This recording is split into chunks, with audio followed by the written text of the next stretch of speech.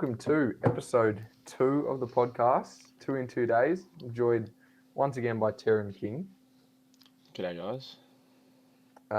Today's installment, we should be looking at Swom and Crom, the Sydney Swans and the Adelaide Crows. Yes, Swom and Crom. If we had Jamie here, he'd be an expert in Crom. Oh, it'd be all over it. I'm fairly sure he and Reese Mullave both bought the beanies that say "Go Crom."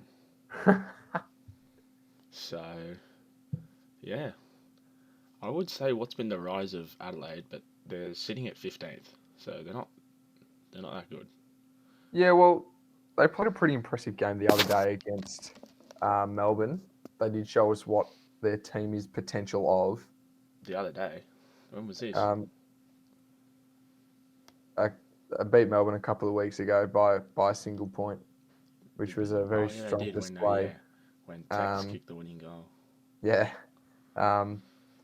So I feel like we know what they're capable of. They did pretty well that game against pretty tough opposition, as we see Melbourne in the top. What is it? Second, First, I think they are. first. Yeah, on top.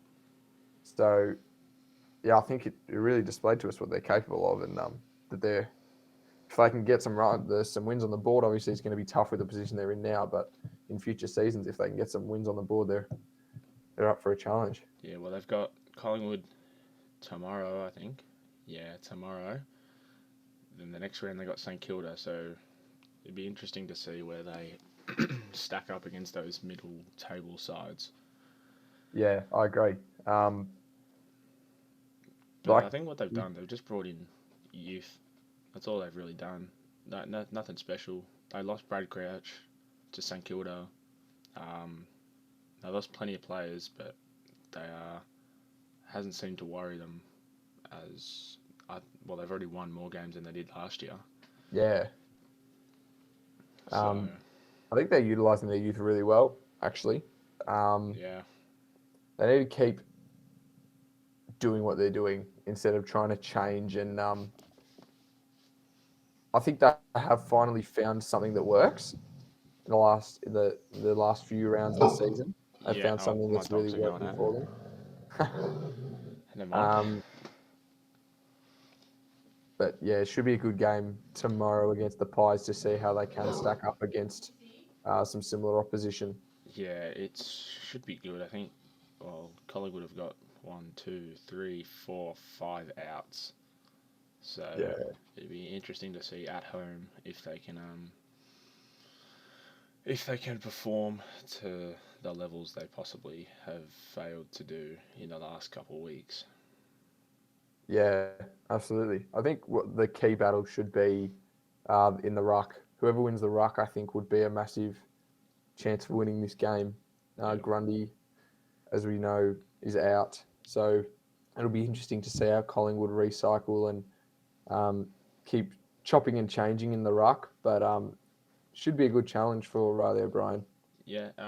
The listed ruckman is Max Lynch, who's played one game of football. Yeah, I think that's going to be Collingwood's issue. Um, O'Brien's really good ruckman, so should be a good challenge for Max Lynch, Yeah, and I'm especially still guessing the playing a backup few would games. be Darcy Cameron. Darcy Cameron, I reckon. Yeah, That's sitting at centre half forward. So it'd be interesting to see what they do, how to combat O'Brien.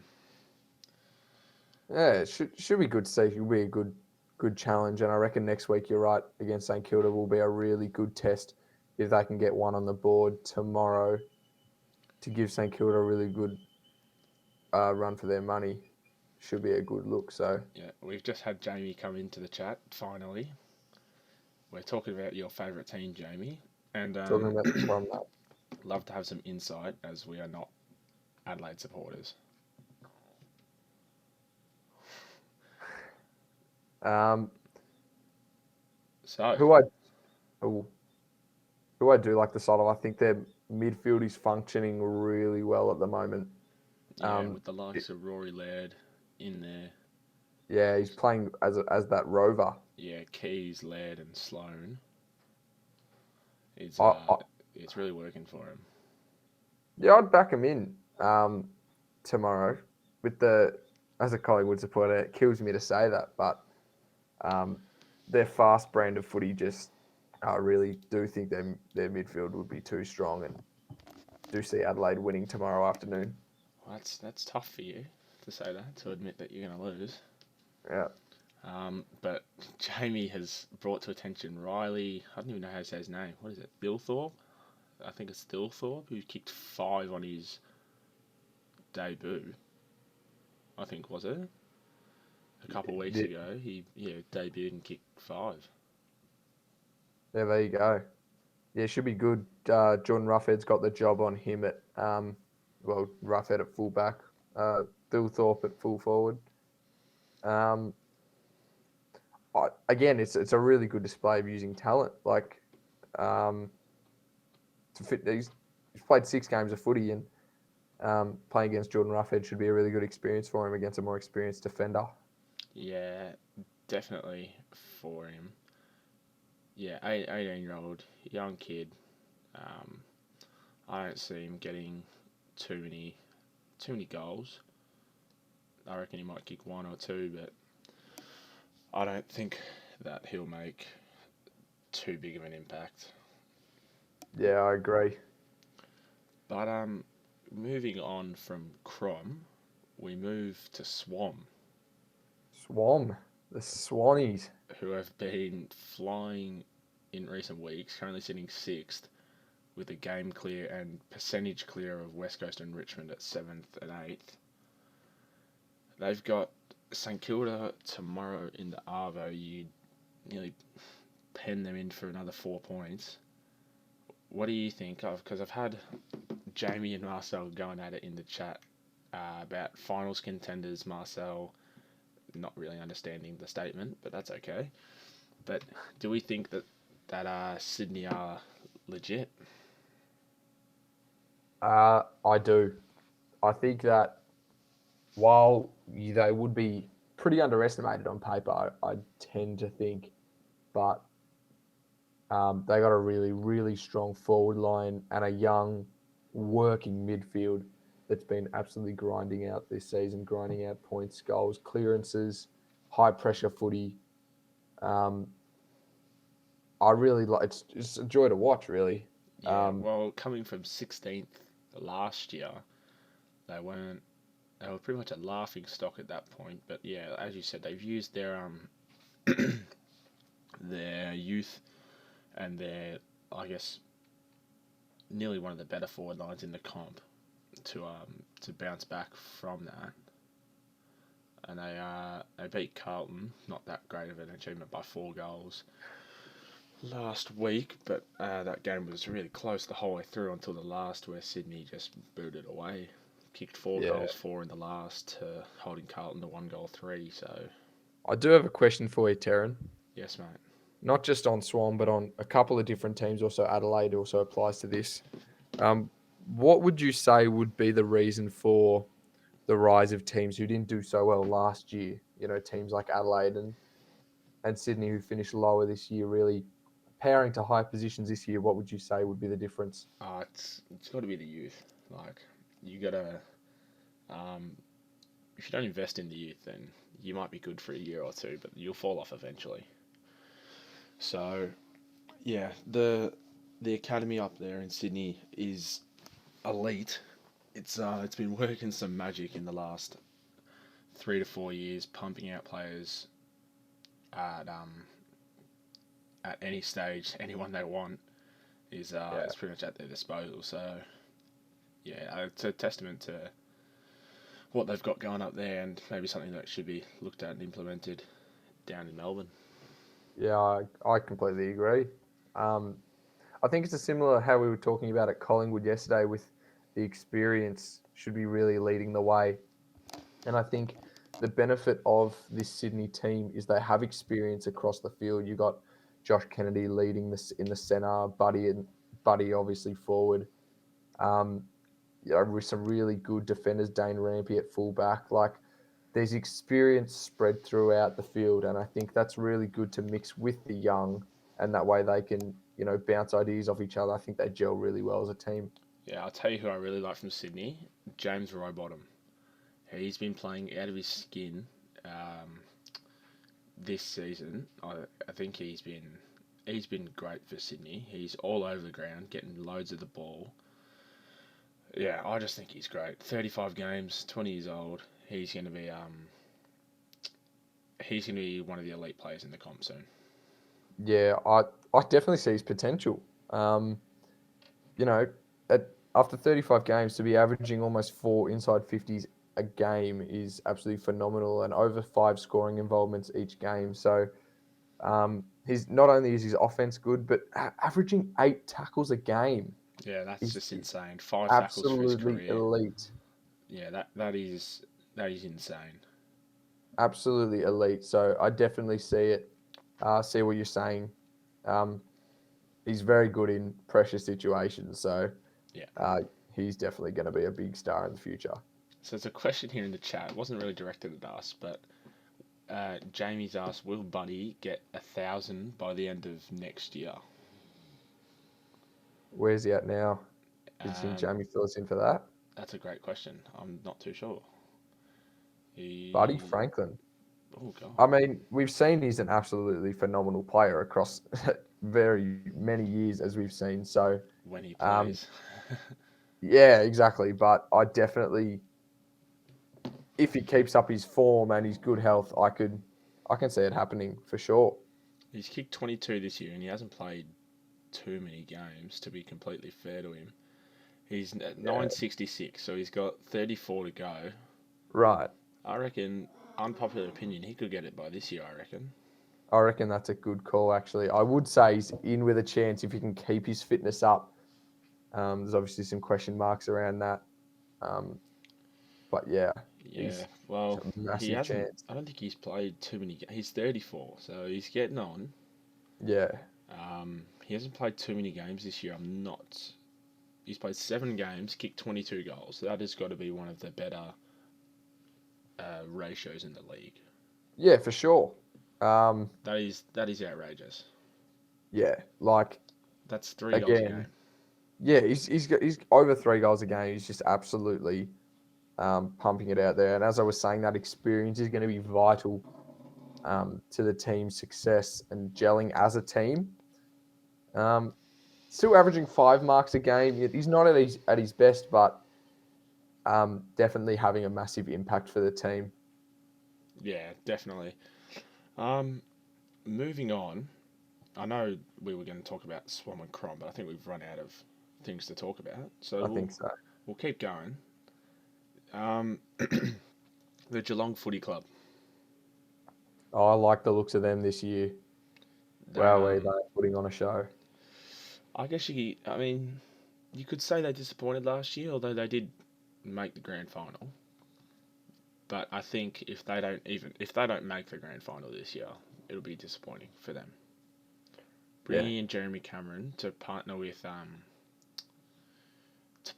Hawkins is the best um, the best two big forwards yeah, in, combined. in, I mean, yeah. Best there's partnership we've there's seen. nothing that gets uh, better than that. Yeah. 86 points a game. Yeah, like we were putting on Collingwood, how it was much lower than that. 86 points a game. You're not losing many games of footy at that average.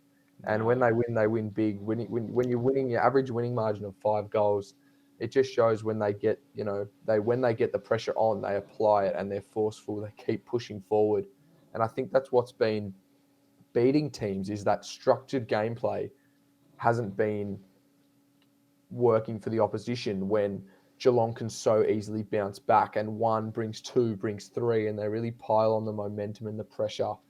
yeah, definitely, because they are possibly one of the quickest teams in the comp, although they're aging. Yeah, Dalhouse, Rowan, Atkins, and Parfitt in the pocket and on the flank, and then across the middle they got Isaac Smith, Quinton Narkle, Sam Menengola, Sean Higgins, and Joel Selwood. yeah. Like it's just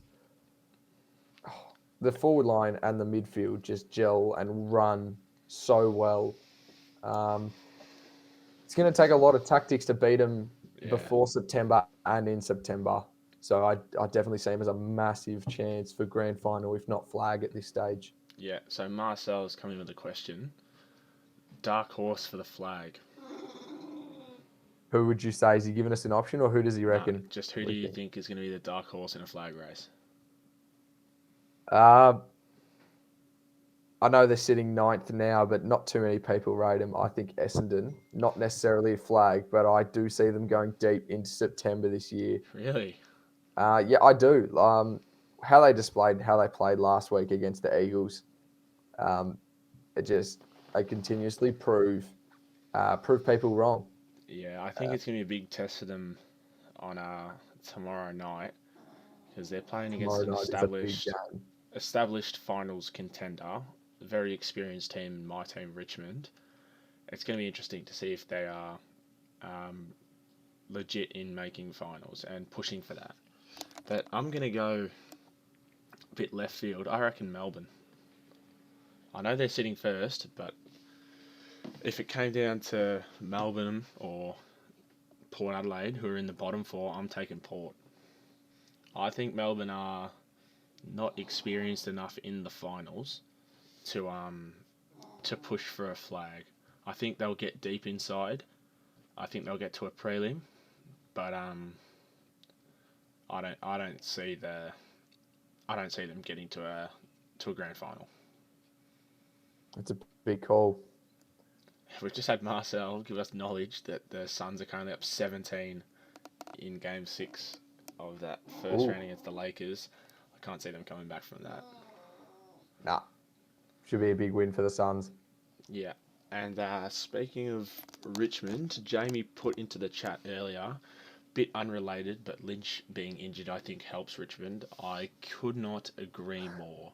Ha, As a Richmond supporter, this is when I saw that we had an injury, I was fingers crossed, and then I saw it was Lynch. I started jumping for joy.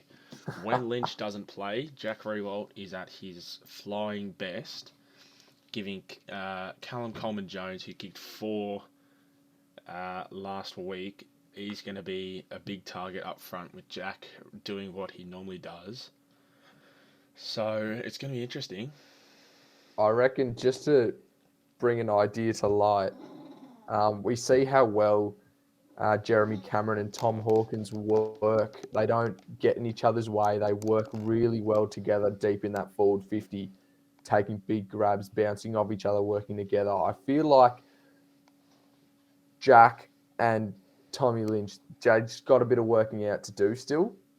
Yeah, They haven't gelled as well as the other two have, but I feel like without Tom Lynch, Jack might be able to be a bit more free very, um, and run at the ball, really push himself to the limits.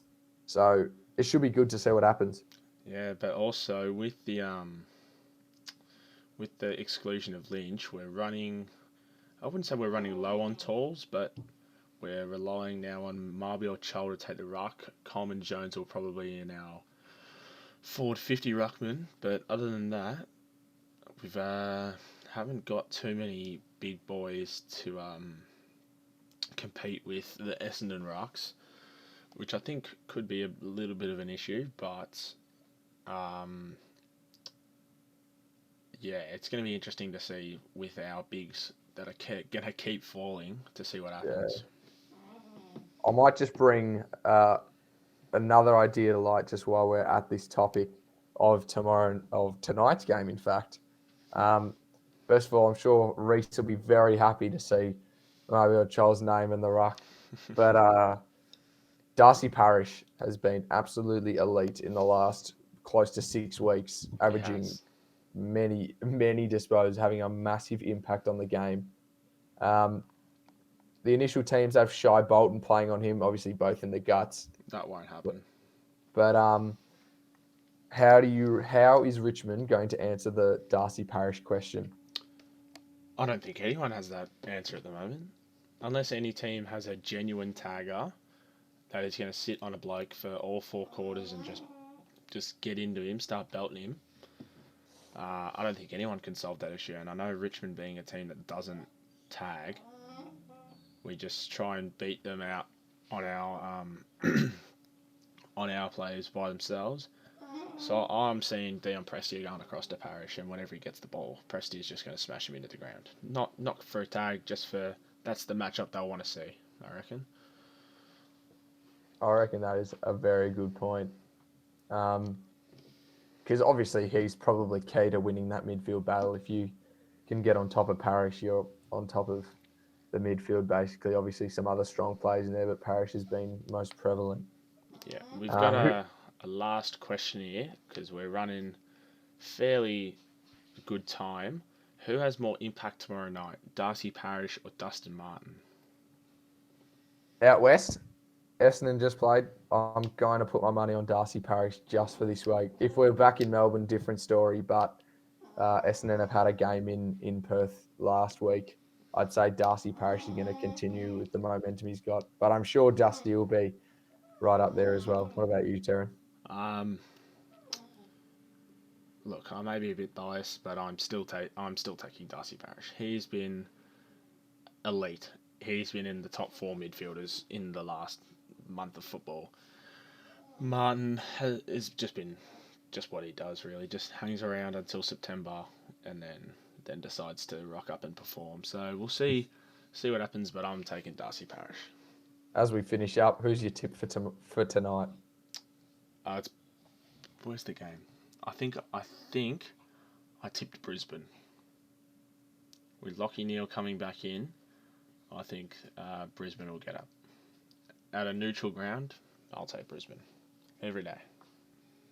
I'll say Melbourne, just for argument's sake. Obviously, top of the table with some really strong players in good form. Maxi Gorn, back him in to win the ruck contest. So should be a massive, massive game. Should be good to Jamie's watch. prediction is Melbourne by 13 points. So we'll see what happens tonight. We'll be back on Sunday night for the round review. But until then, we leave you and have a good one, guys. Cheers, guys.